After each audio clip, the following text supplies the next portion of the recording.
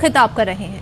آج میں سب سے پہلے اپنے اللہ کا شکر ادا کرتا ہوں اور اس کے بعد اللہ کے حبیب نبی صلی اللہ علیہ وسلم کا، کیونکہ وہ اپنی امت کے اوپر اپنی نظر رکھتے ہیں، اور اس کے بعد میں پنجاب کے لوگوں کو، پنجاب کے ووٹرز کو، اور خاص طور پہ جو پنجاب کی یوتھ نکلی ہے، نوجوان نکلے ہیں، اور اس کے بعد جو خواتین نکلی ہیں اور جس تعداد پہ نکلی ہیں اس بائی الیکشن میں ووٹ ڈالنے کے لیے، میں آج آپ کا شکریہ ادا بھی کرتا ہوں، آپ کو خراج تحسین بھی پیش کرتا ہوں۔ میرے پاکستانیوں، یہ ایک میرے ملک کے لیے ایک بہت ہی خوشائن وقت ہے۔ میں کیوں سمجھتا ہوں کہ یہ پاکستان کی تاریخ میں ایک ایسا وقت آیا ہے جو ہم سب کو اللہ کا شکر ادا کرنا چاہیے۔ وہ کیوں؟ کہ دیکھیں، ایک قوم کے اندر جب شعور آ جاتا ہے، جب وہ بیدار ہو جاتی ہے، جب اس کو سب سے بڑی بات کہ اپنے نظریے کی سمجھ آ جاتی ہے کہ کیوں بنی تھی یہ قوم، تو اس سے زیادہ ہم اللہ کا شکر ادا نہیں کر سکتے۔ میں نے یہ سارے کیمپین کے اندر اپنی قوم کو ایک ہی چیز بتائی کہ پاکستان کا مطلب کیا، لا الہ الا اللہ، اور تیرا میرا رشتہ کیا، لا الہ الا اللہ۔ دیکھیں، یہ ہے نظریہ پاکستان۔ لا الہ الا اللہ محمد رسول اللہ ایک فلسفے کا نام ہے۔ ہم اس کو جس دن ہم سمجھ گئے، ہم اپنا نظریہ سمجھ جائیں گے، اور جب ہم اپنا نظریہ سمجھ گئے تو یہ قوم ایک عظیم قوم بن جائے گی۔ کبھی بھی قوم نظریے کے بغیر نہیں بنتی۔ ایک قوم جس کا نظریہ ہی نہیں ہے، وہ قوم ہی نہیں بن سکتی، وہ ہجوم ہوتا ہے عوام کا۔ تو میں آج خوش ہوں؟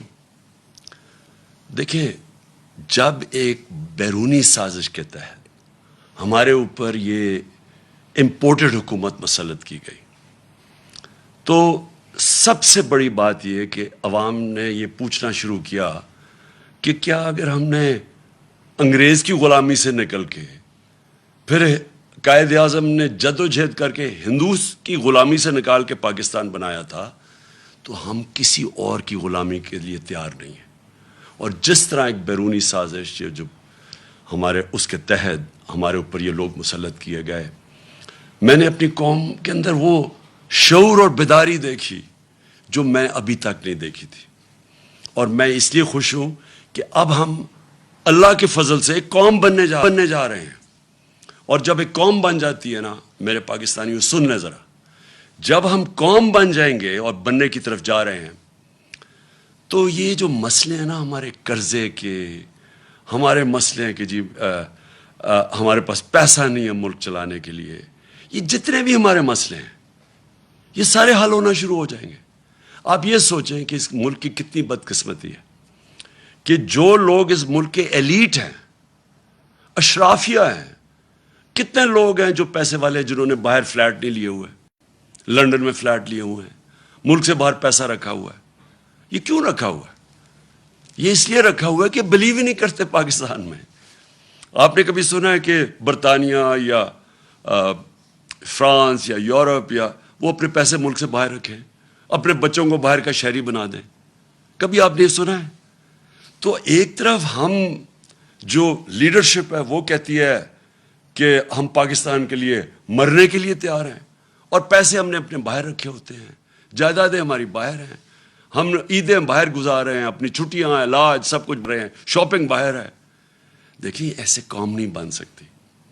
میں پہلی دفعہ یہ قوم کے اندر جو بیداری دیکھ رہا ہوں، میں میں نے اللہ کا خاص رات کو شکر ادا کیا کہ ایک وہ قوم جو اتنی قربانیوں سے بنی تھی، قائد اعظم کی اگر آپ ان کی تاریخ پڑھ لیں تو جس طرح کی وہ ان کی جو صحت تھی، اور جس طرح انہوں نے ایک اپنی صحت کو نظر انداز کر کے بیماری کا بھی نہیں پتہ چلوانے دیا ڈاکٹرز کو، تاکہ مخالفین کو نہ پتہ چل جائے، وہ پاکستان بننے سے روک دیں۔ اس طرح کی قربانیوں سے یہ ملک بنا تھا. اور جو ہم بڑے ہو رہے تھے سارے ایسٹ پنجاب سے جو لوگ آئے تھے, اور میری اپنی فیملی وہاں سے جب پارٹیشن کے اوپر آزادی پہ یہاں پاکستان آئے تھے, شاید ہی کوئی خاندان تھا جنہوں نے وہ قتل عام نہیں دیکھی. تو اس لیے جدھر آج ہم کھڑے ہیں, ہمیں ساری قوم کو فخر کرنا چاہیے کہ جس طرح لوگ نکلے اور جس طرح پھر سے خواتین نکلی, یعنی گھروں میں انقلاب آیا, اور جو ہمارا نوجوان نکلا, یہ ایک نیا پاکستان ہے. نیا پاکستان جو میں بڑی دیر سے اللہ سے دعا مانگتا تھا کہ وہ پاکستان بنے جو ہمارے جو میرے ماں باپ تھے, ان کی ساری جنریشن, وہ سارے بیچارے مایوس ہوتے گئے جب دیکھا کہ اس نظریے سے ہم پیچھے ہٹتے گئے. اب میں جو ملک کے حالات کے اوپر بات کرنا چاہتا ہوں. دیکھیں, ہماری جب حکومت تھی تو ایک سیاسی بحران پیدا کیا گیا, مصنوعی سیاسی بحران. ایک حکومت چل رہی تھی, پاکستان کی اکنامک سروے کے اندر آپ پڑھ لیں, یہ حکومت کی اکنامک سروے کے متعلق جو چھپتی ہے, کہ جو جائزہ لیتی ہے ملک کی جو معیشت اوپر جا رہی ہے, کیا کر رہی ہے, اس کے اوپر اس کی طبیعت کیسی ہے. تو پاکستان کی اکنامک سروے کے مطابق 17 سال کے بعد سب سے زیادہ ہمارے آخری 2 سال میں ملک کی اکانومی ترقی کی ہے. ہماری گروتھ ریٹ بڑھی ہے 5.6% تیسرے سال, اور 6% جس سال ہمیں ہٹایا گیا. اس وقت ملک کی ساری جو انڈیکیٹرز تھے وہ صحیح طرف جا رہے تھے. سب سے بڑی چیز ہوتی ہے لارج سکیل مینوفیکچرنگ, آپ کی انڈسٹری. جب آپ کی انڈسٹری بڑھتی ہے تو سب سے زیادہ روزگار دیتی ہے. ہم نے ان ساری حکومتوں سے زیادہ کرونا کے باوجود سب سے زیادہ روزگار دیا تھا. تو لارج سکیل مینوفیکچرنگ جب بڑھتی ہے آپ کا ٹیکس بڑھتا ہے, وہ جب بڑھتی ہے روزگار کے علاوہ ملک کے اندر ویلتھ کریشن ہوتی ہے, دولت میں اضافہ ہوتا ہے. تو لارج سکیل مینوفیکچرنگ ریکارڈ طریقے سے بڑھ رہی تھی.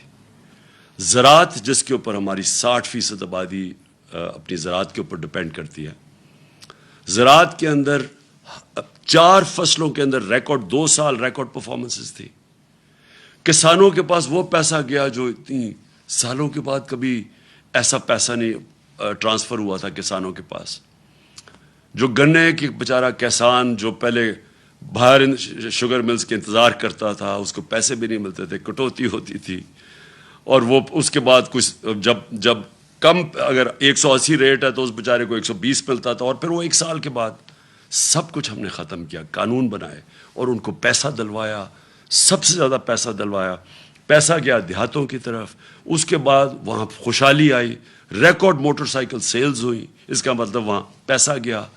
تو زراعت بھی صحیح راستے پہ تھی, ہماری انڈسٹری بھی صحیح راستے پہ بڑھ رہی تھی. ٹیکسٹائل کے اندر سارے ریکارڈ ٹوٹ گئے. فیصل آباد کے اندر مزدور نہیں ملتے تھے ٹیکسٹائل کے لیے, انڈسٹری کے لیے. تو اس دور کے اندر جب ہماری ایکسپورٹس بھی ریکارڈ ہو گئیں, ہماری ریمیٹنسز بھی ریکارڈ ہو گئیں, یعنی سب پاکستان کی تاریخ میں سب سے زیادہ ملک میں ڈالرز آ رہے تھے. اور اس وقت جب آئی ٹی, دیکھیں فیوچر اس ملک کا ٹیکنالوجی میں, آئی ٹی میں, ہم نے جو ان کو آئی ٹی کی انڈسٹری کی مدد کی, 2 سالوں میں 75% ہماری ایکسپورٹس بڑھی, اور ہم صحیح راستے پہ نکل گئے تھے. تو اس دور میں جب ایک ملک صحیح طرف کیا چلا گیا تھا, اور آئی ایم ایف, یہ یاد رکھیں, آج کہتے ہیں جی ہم آئی ایم ایف کے مجبور ہیں, ہم 2.5 سال آئی ایم ایف کے ساتھ تھے, ہم بھی مجبور تھے آئی ایم ایف کے پروگرام میں ہوتے ہوئے. اور اب انہوں نے کہا نا جی عالمی مہنگائی ہوئی, عالمی مہنگائی تو پچھلی گرمیوں سے شروع ہو گئی تھی. ہم جب کہتے تھے عالمی مہنگائی ہے تو یہ کہتے تھے مہنگائی مارچ کریں گے.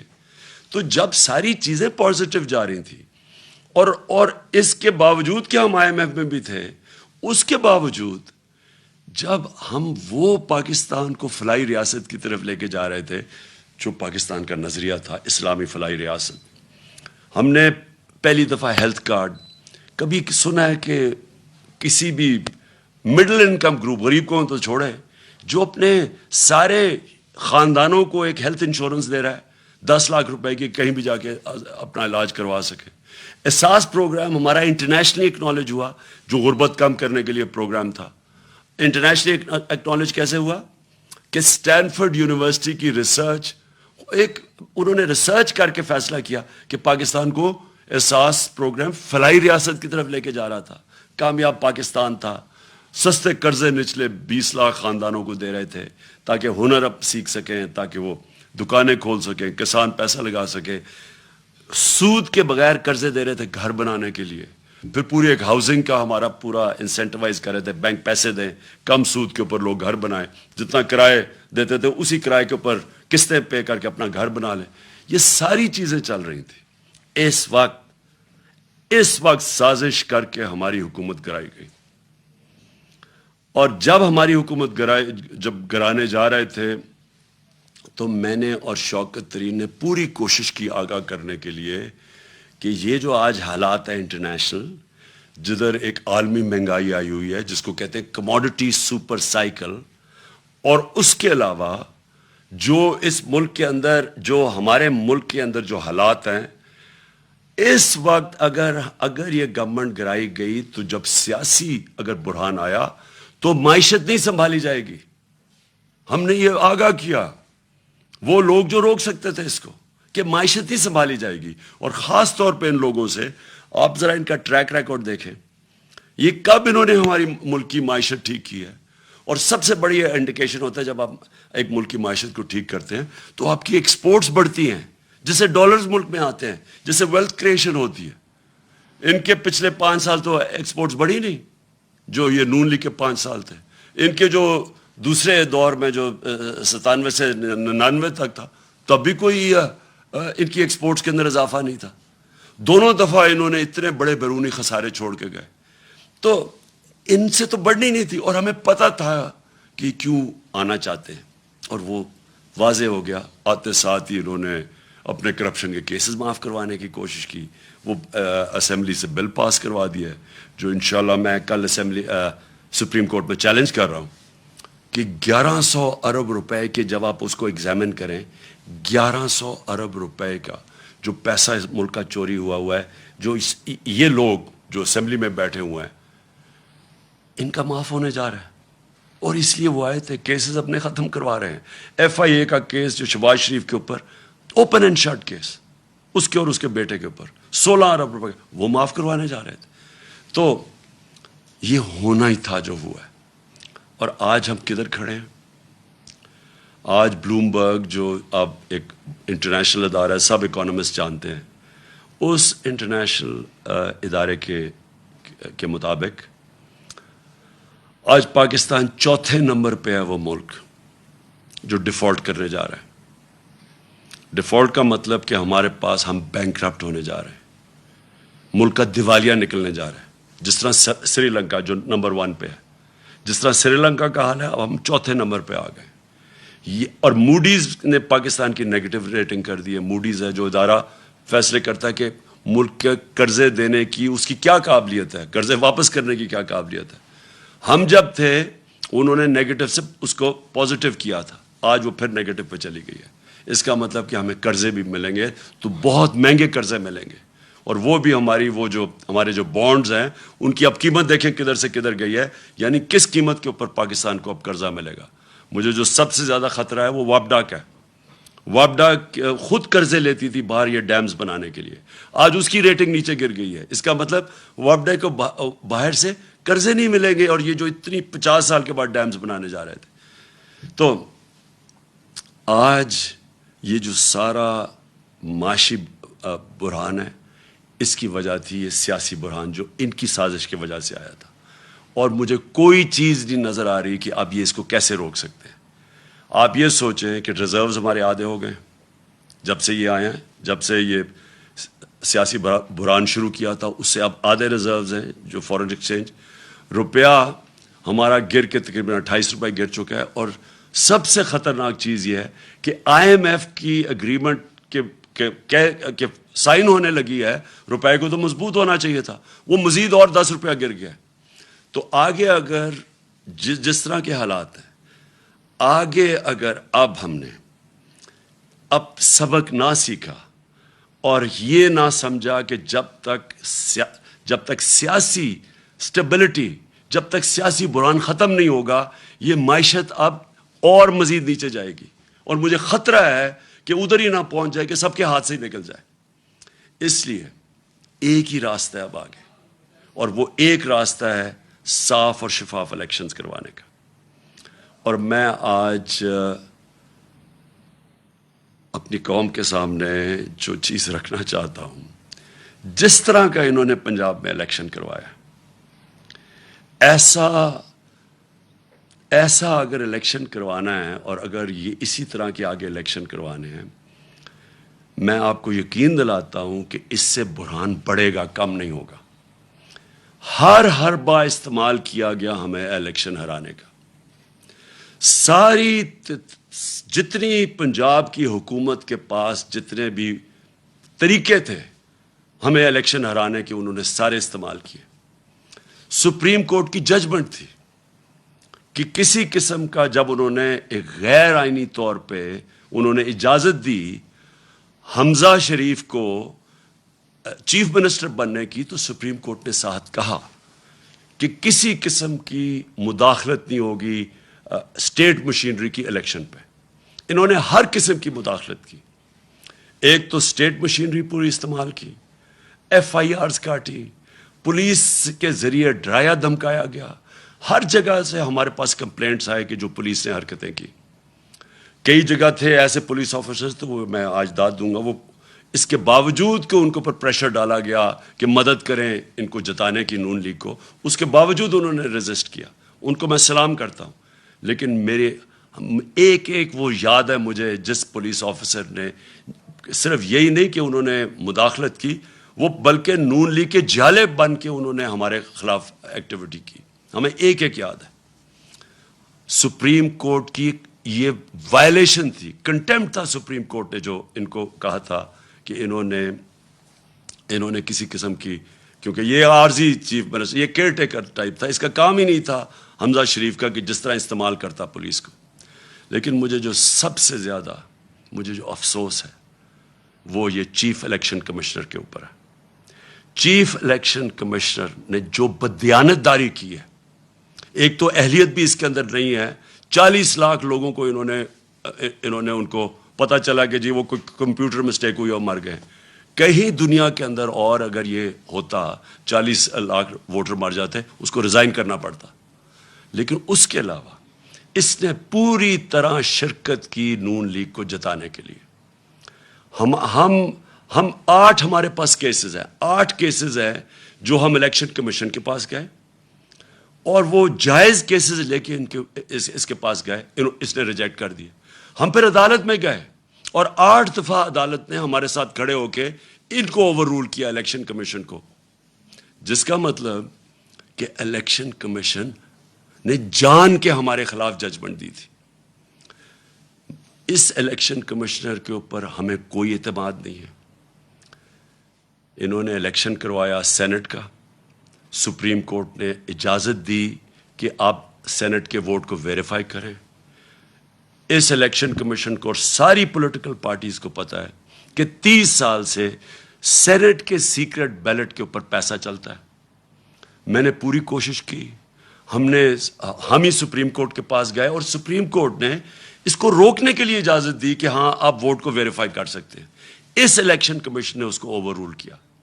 اور اس کے بعد جو الیکشن ہوا، جو پچھلے سینٹ الیکشن میں پیسہ چلا ہے، پاکستان کی تاریخ میں اتنا پیسہ نہیں چلا. یوسف رضا گیلانی کا بھائی بیٹا پکڑا گیا پیسے دیتے ہوئے. اسی الیکشن کمیشن نے اس کو انویسٹیگیٹ کیا. 1.25 سال ہو گیا، کوئی ایکشن نہیں لیا اس نے. یعنی کسی اور دنیا کے اندر ایک الیکشن کمشنر جس کا کام ہے، اس کا مینڈیٹ ہے فری اینڈ فیئر الیکشن، وہ جب دیکھتا ہے پکڑا گیا کوئی الیکشن کی چوری کرتے ہوئے، پیسے دے کے، رشوت، کوئی ایکشن نہیں لیا. جس کی وجہ سے کھلے عام تصویریں آئی ہیں کہ الیکشن کے اندر پیسہ چل رہا تھا. خریدے جا رہے تھے ووٹ، خانے وال کے اندر تصویریں آئی ہیں، پیسے دے رہے ہیں، ابھی اس الیکشن کے اندر کھلے پیسے دے رہے ہیں. یہ وائلیشن ہے.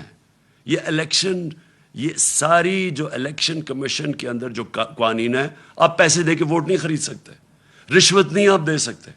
کسی کو ڈر ہی نہیں تھا، کیونکہ اس نے کبھی روکا ہے کسی کو نہیں، کیونکہ یہ صرف روکتا تھا تحریک انصاف کو. اس کے سارے فیصلے ہمارے خلاف گئے اور یہ ان کو مدد کرتا تھا. اب سندھ کے اندر لوکل گورنمنٹ الیکشن ہوا ہے، کبھی الیکشن کمیشن نے کوشش کی ہے پتہ چلوانے کے لیے کہ Sindh election, local government election میں 15% کینڈیڈیٹس نے ٹکٹ ان اپوز جیت گئی پیپلز پارٹی؟ کبھی پتہ چلوایا؟ ڈسکا کا الیکشن ہوا، وہ تقریباً 400 پولنگ سٹیشن میں صرف 20 پولنگ سٹیشنز کے اوپر آر او نے کہا کہ بے ضابطے ہوئی ہیں. اس نے سارا الیکشن کھول دیا پی ٹی آئی کے اگینسٹ، ہمارے اگینسٹ، جو ہمیں ہروایا اس نے. تو جب لوکل گورنمنٹ الیکشن سندھ کا ہوا ہے، 15% لوگوں نے الیکشن پہ کھڑے ہی نہیں ہوئے. پتہ چلوایا کیوں؟ اور جب پتہ چلوائیں گے، پیپلز پارٹی حکومت نے پوری پولیس کا استعمال کیا. پتہ چلوائیں کتنوں کے اوپر ایف آئی آرز کاٹی انہوں نے، اور پتہ چلوائیں کہ کیوں سندھ کا الیکشن کمیشن نے، جو ان کا سندھ کا الیکشن کمیشن، کیوں نہیں وہ بولا؟ کیونکہ وہ سندھ گورنمنٹ کا نوکر ہے. وہ دونوں جگہ سے پیسے لے رہا ہے، سندھ گورنمنٹ سے بھی لے رہا ہے، الیکشن کمیشن سے بھی لے رہا ہے. اس کا کورٹ پڑا ہوا ہے، اس کا کیس پڑا ہوا ہے سپریم کورٹ میں، جو سنا ہی نہیں جا رہا. تو کیا وجہ ہے کہ یہ اتنی بڑی الیکشن کے اندر جو اوپنلی دھاندلیاں ہوتی ہیں اس کو فکر ہی نہیں ہے؟ صرف تحریک انصاف ڈسکا کے اوپر وہ کھڑا ہو گیا کہ جی بڑا اس نے کوئی انصاف دینا. یہ اس الیکشن کے اندر اس الیکشن کمیشن نے ہر حربہ استعمال کیا ہمیں ہرانے کا. ہم آج جیتے ہیں تو اس کے باوجود، ہم جیتے ہیں تو اسٹیٹ مشینری جو انہوں نے استعمال کی اس کے باوجود جیتے ہیں. ہم جیتے اس لیے ہیں کہ پاکستان کے ووٹر جس طرح نکلا ہے، جنرل الیکشن میں ایسا ووٹر نہیں نکلا جو کہ اس بائی الیکشن میں نکلا ہے. میں 26 سال سے جلسے کر رہا ہوں. میری تو کوئی الیکٹیبل نہ تھا، نہ میری کوئی فیملی تھی پالیٹکس میں. میں تو شروعات تھوڑے سے لوگوں سے، اور آہستہ آہستہ پبلک میں جا کے بیداری پیدا کر کے، اور ایک دن 14-15 سال کے بعد دن ایسا آیا کہ لوگوں نے میری بات سننی شروع کر دی. باتیں یہی میں کہہ رہا ہوں، پاکستان کا مطلب کیا، لا الہ الا اللہ، یہ میں 26 سال سے کہہ رہا ہوں، یہ کوئی نئی بات نہیں کر رہا. لیکن ایک وقت آیا کہ اللہ نے لوگوں کے دلوں میں ڈال دیا اور میری پارٹی کھڑی ہونی شروع ہوئی. اور میں نے ساری پالیٹکس کی ہے پبلک کو ساتھ ملا کے. کبھی 26 سال میں نے کبھی اس طرح کی بیداری نہیں دیکھی. میں نے کبھی اپنی قوم میں ایسا شعور نہیں دیکھا جو میں نے اس بائی الیکشن ان 3 مہینے میں دیکھا. جب مجھے سازش کے تحت 9 اپریل کو جب میں پرائم منسٹر ہاؤس سے نکلا اپنی ڈائری پکڑ کے، تو میرے مخالفین سب کا، جنہوں نے سازش کی، ان کا خیال تھا کہ اب مٹھائیاں بنٹے گی اور ساری دنیا اس کو برا بھلا کہے گی. میڈیا کا پورا ایک گروپ ساتھ ملا ہوا تھا ان کے، اور ان میڈیا نے پوری کیمپین چلائی اس کے اگینسٹ. میں پھر سلام کرتا ہوں وہ میڈیا جو اس کے باوجود کھڑا رائے حق پہ، سچ پہ. کیمپین چلائی گئی. انہوں نے پہلے بلیک آؤٹ کروایا ہمارا، اور پھر ان ساروں نے آ کے میرے پر کیسز بنانے شروع کر دیے. ہمیں جو 25 ہم جب ایک پرامن احتجاج کر رہے تھے کہ بیرونی سازش کے تحت ان کو بٹھایا ہے، وہ لوگ 60% کیبنٹ ضمانت پہ. شہباز شریف اور اس کا بیٹے کو سزا ہونے لگی تھی ایف آئی اے کیس میں. کبھی کوئی تصور کر سکتا ہے کہ الیکشن کمیشن اجازت دے دے ان لوگوں کو الیکشن لڑنے کی؟ عموماً ساری دنیا میں الیکشن کمیشن، اگر آپ کے اوپر آپ انڈر ٹرائل ہوں، آپ کے اوپر اربوں روپے کے کرپشن کے کیسز ہوں، تو عموماً الیکشن کمیشن کہتی ہے کہ پہلے اپنے آپ کو کلیئر کرو اور پھر آ کے الیکشن لڑو. یہاں الیکشن لڑا رہے تھے اپنے آپ کو کلیئر کرنے کے لیے کرپشن سے. یہ کبھی دنیا میں ایسے نہیں ہوا کہ آپ پہلے الیکشن لڑیں، آپ اقتدار میں، اور پھر اپنے کیسز ختم کر دیں، یعنی خود ہی ملزم ہی قاضی بن جائے. یہ الیکشن کمیشن نے اجازت دی تھی ان کو. یہ لوگ آ کے اوپر بیٹھے. 25 مئی کو میں کبھی نہیں بھولوں گا. قوم نکلی، ساری قوم نکلی ان کے خلاف، جو انہوں نے یہ ہمارے ملک سے ظلم کیا. اور انہوں نے ان لوگوں کے اوپر جس طرح کا تشدد کیا وہ پولیس والوں نے جو کیا پنجاب کے اندر، جو اور ایک ایک پولیس والا مجھے یاد ہے، انہوں نے جو کیا پنجاب میں، یہ جو رانا ثناء اللہ اور شہباز شریف نے یہ جو جہاں ظلم کیا اسلام آباد میں، اور ان کو شرم نہیں آئی کہ وہاں فیملیز نظر آ رہی ہیں اور ان کے اوپر یہ ٹیئر گیسنگ کر رہے ہیں، اور صرف اس لیے ڈر لگے، خوف پھیلانے کے لیے کہ ہم ان کو اتنا خوف پھیلائیں گے کہ یہ چپ کر کے بیٹھ جائیں گے، کیونکہ یہ بھیڑ بکری ہیں، یہ آپ کو انسان نہیں سمجھتے، یہ قوم کو بھیڑ بکریاں سمجھتی ہیں کہ جو مرضی آ کے فیتے کاٹ لو اور شہباز شریف ادھر بھاگ جائے تو سمجھے کہ جی لوگ بیوقوف مان جائیں گے۔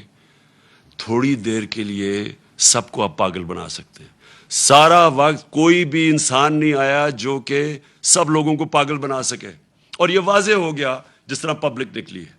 انہوں نے ڈرانے کی کوشش کی، لوگوں نے اپنی جو خوف کا جو بت ہے اس کو توڑ دیا، پبلک نکلا ہی باہر، اور پبلک نے ہر چیز، انہوں نے ووٹس پھینکی ہوئی تھی لوگوں کو، فیملی تو ایک فیملی کا ادھر ووٹ ہے دوسرا کا وہاں باہر، یعنی جو انہوں نے یہ الیکشن کمیشن نے حرکت کرنی تھی سب کر دی، اس کے باوجود عوام نے ان کو شکست دی۔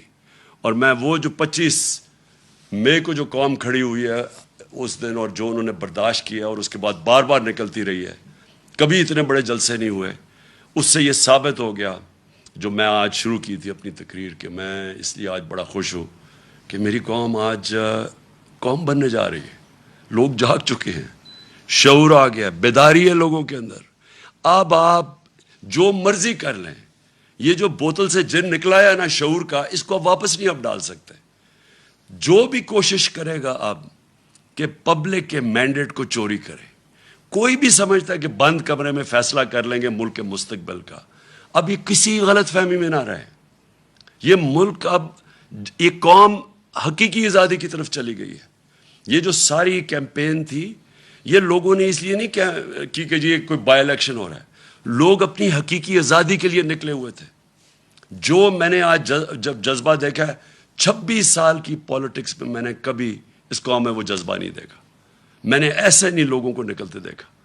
اور میں اس لیے کہہ رہا ہوں کہ اب دو ہی راستے رہ گئے، جو بھی اب کوشش کرے گا نا کہ ان کا مینڈیٹ چوری کرنے کے لیے، وہ خود جس طرح یہ انہوں نے شکست ہوئی ہے نون لیگ کو، ان کو شکست ہو جائے گی۔ ایک راستہ ہے اب قوم کا، اور وہ راستہ ہے صاف اور شفاف الیکشنز۔ جو اس کے علاوہ میں بار بار کہہ رہا ہوں، اور میں جب مجھے انہوں نے ہٹایا وہاں سے، جب ہٹانے کی کوشش کر رہے تھے تو میں نے آپ کو پتا کہ میں نے الیکشنز اناؤنس کر دیے تھے، لیکن پھر وہ ہماری عدالتوں نے اس کو اوور ٹرن کر دیا۔ میں ابھی بھی سمجھتا ہوں کہ ملک کے لیے وہ بہترین فیصلہ تھا۔ اگر سیاسی انتشار پیدا ہی کر دیا تو بیسٹ طریقہ عوام کو فیصلہ کرنے دیں کون کس کو وہ چاہتے ہیں کہ اس ملک کی قیادت کرے۔ میں ابھی بھی یہ کہہ رہا ہوں، ایک راستہ ہے اس قوم کا، صاف اور شفاف الیکشن، اور صاف اور شفاف الیکشن اس الیکشن کمیشن کے اندر نیچے کبھی بھی نہیں ہو سکتا۔ یہ ایک ملک کی جو سب سے بڑی سیاسی جماعت ہے، اس کو کوئی اعتماد ہی اس الیکشن کمیشنر پہ نہیں ہے۔ بار بار یہ ہمیں ڈسا ہے، بار بار یہ ہمارے خلاف کیا ہے، اور اس نے کھل کے ہمارے اسٹیٹمنٹس دیے ہیں، اور ہمیں پتہ ہے یہ لاہور میں جا کے کن کے قدموں میں بیٹھتا رہتا۔ میں یہ اس الیکشن کمیشنر کو آج کہوں گا کہ آپ کے پاس راستہ ہے، آپ ریزائن کریں۔ ایک ہی آپ کے لیے طریقہ ہے، آپ کو یہ ہو ہی نہیں سکتا کہ جب میچ کھیلنے جا رہے ہیں، دو ٹیمیں ہیں، ایک ٹیم کہتی ہے مجھے امپائر پہ اعتماد ہی نہیں ہے۔ کرکٹ میں بھی جب ہم میچ کھیلنے جاتے تھے ہم کہتے تھے ایک امپائر پہ اعتماد نہیں، اس امپائر کو ہٹایا جاتا تھا۔ ہمیں اعتماد ہی نہیں ہے اس کے اوپر، اور یہ ہمارے اوپر مسلط ہوا ہے۔ اور دوسری چیز، جج ہے، یہ امپائر الیکشن جج بھی ہے، جج کا کام کر رہا ہے نا، دو جو کمپیٹ کر رہے ہیں، جج نے فیصلہ کرنا ہے۔ ہر عدالت کے اندر اگر آپ ایک جج کو سمجھتے ہیں متنازع ہے، وہ ریکیوز کرتا ہے اپنے آپ کو۔ تو مہربانی کر کے آپ کو ریزائن کرنا چاہیے۔ ہمیں کوئی آپ کے اوپر کانفیڈنس نہیں ہے، قوم کو آپ کے اوپر کوئی کانفیڈنس نہیں ہے۔ آپ ایک بائسڈ آدمی ہیں، اور آپ ایک پارٹی کے ساتھ بالکل جڑے ہوئے ہیں، اور آپ نے جو سندھ کا بھی الیکشن کروایا اس کا آپ ذرا سندھ کے لوگوں سے پوچھیں، ذرا سروے کروائیں سندھ میں کہ جو لوکل گورنمنٹ کا الیکشن ہوا ہے کیا عوام اس کو تسلیم کرتی ہے۔ اس لیے میں آخر میں اللہ کا شکر پھر سے کرتا ہوں. اپنے نبی صلی اللہ علیہ وسلم کا ہمارے اوپر نظر ہے, ہم ان کی امت ہیں.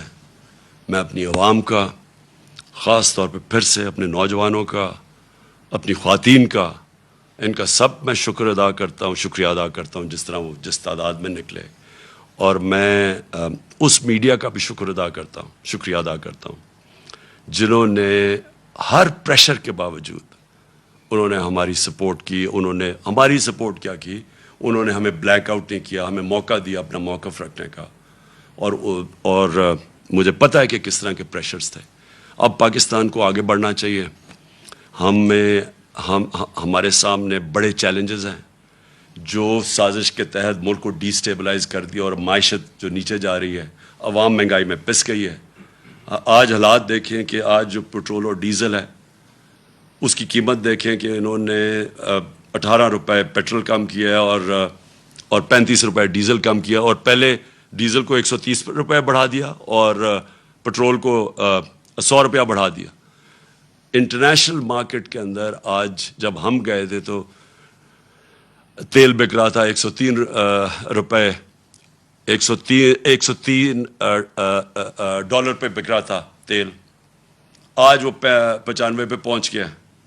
تو ان کو نیچے کرنا چاہیے. اس وقت بھی لوگوں کے اوپر کم بوجھ ڈالنا چاہیے, لیکن معیشت تب ٹھیک ہوگی جب یہاں سیاسی سٹیبلٹی آئے گی, استحکام ہوگا. اور اس لیے میں آج ساری اپنی قوم کو اپیل کرتا ہوں کہ ہم سب کو اب ایک ہی طرف دیکھنا چاہیے کہ کیسے ہم اس ملک میں صاف اور شفاف الیکشن کروا کے اس ملک کو اب اٹھا سکتے ہیں, ڈیولپمنٹ کی طرف لے سکتے ہیں. میرا جو تجربہ ہوا ہے 3.5 سال میں, ایک دفعہ سیاسی سٹیبلٹی آ جائے ملک میں, سیاسی استحکام آ جائے, یہ ملک کے اندر اتنا بڑا پوٹینشیل ہے بڑھنے کا. اور سب سے بڑا آخر میں کہہ بھی دوں جو پوٹینشیل ہے, دیکھیں ہماری ایکسپورٹس بڑھنے میں ہمارا سب سے مسئلہ کیا ہے کہ ہمارے ڈالر کم ہو جاتے ہیں. ہم بڑھنے لگتے ہیں اکانومی کیونکہ ہم نے کبھی ایکسپورٹس پہ توجہ نہیں دی, ڈالر کم ہونے شروع ہو جاتے ہیں, ہمیں IMF کے پاس جانا پڑتا ہے. لیکن ہمارا اتنا بڑا اثاثہ بیٹھا ہوا ہے باہر بیرون ملک پاکستانی, یہ ہمارا بہت بڑا اثاثہ ہے. ہم جیسے جیسے یہاں سیاسی استحکام آتا جائے گا, سٹیبلٹی آتی جائے گی, یہ لوگ انویسٹ کریں گے پاکستان میں. یہ تب تک نہیں انویسٹ کریں گے جب تک یہ ملک کے اندر یہ جو بحران رہے گا سیاسی. یہ ہے ہمارا اثاثہ. ان کا پیسہ لانے کے لیے, ڈالرز لانے کے لیے ہمیں پولیٹیکل سٹیبلٹی چاہیے. اس کے لیے ہمیں صاف اور شفاف الیکشنز چاہیے. پاکستان پائندہ باد.